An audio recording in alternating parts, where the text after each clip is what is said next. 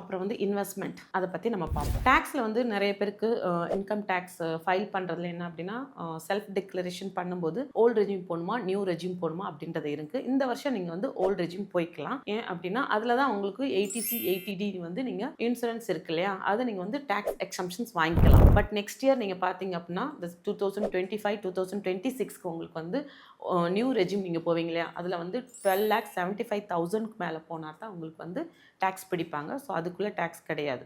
But இந்த பெனிஃபிட்ஸ்லாம் அதில் இருக்கா அப்படின்னு கேட்டால் நியூ ரெஜிமில் வந்து கிடையாது. அப்போ என்ன ஆகும் அப்படின்னா இதுக்கு ஓல்டு ரெஜிமில் 80C 80லாம் இருக்கிற டேக்ஸ் எக்ஸம்ஷன்ஸ் இருக்கிறனால நீங்கள் ப்ராப்பராக ஒரு ஹெல்த் இன்சூரன்ஸ் ஒரு லைஃப் இன்சூரன்ஸ் எல்லாமே எடுத்திருப்பீங்க. நியூ ரெஜிமில் வரும்போது உங்களுக்கு அந்த பெனிஃபிட்ஸ்லாம் இல்லை, நீங்கள் என்ன பண்ணுவீங்க, ப்ராப்பராக இன்வெஸ்ட்மெண்ட் பண்ண மாட்டீங்க. அப்படி பண்ணாமல் இருக்காதீங்க. ஈவன் தோ அந்த 12,75,000க்கு மேலே உங்களுக்கு வந்து டேக்ஸ் பிடிக்கிறாங்க அப்படின்னு நினச்சிங்க அப்படின்னா நீங்கள் கண்டிப்பாக அப்போவுமே சரி ஒரு ஹெல்த் இன்சூரன்ஸ் லைஃப் இன்சூரன்ஸ் எடுத்துக்கிறங்க.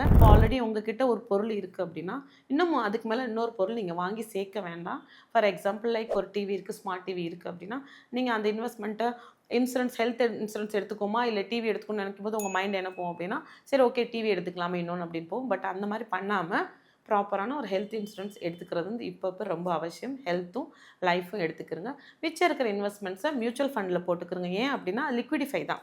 உங்களுக்கு 1 இயர்க்கு மேலே போட்டு வச்சு வந்து எப்போனாலும் எடுத்துக்கலாம். அதே மாதிரி இன்றைக்கி நீங்கள் போட்டு வச்ச இன்வெஸ்ட்மெண்ட்டை வந்து நீங்கள் எனக்கு வேணும் 2 டேஸில் உங்களுக்கு என்ன ஆகும்னா உங்களோட அக்கௌண்ட்டுக்கே வந்துடும். ஸோ இந்த மாதிரி இன்வெஸ்ட்மெண்ட் எப்படி பண்ணணும் ப்ராப்பராக அப்படின்னு பார்த்து இல்லை டேக்ஸ் ஃபைலே உங்களுக்கு பண்ணணும்னாலும் நீங்கள் எங்களை வந்து காண்டாக்ட் பண்ணுங்கள்.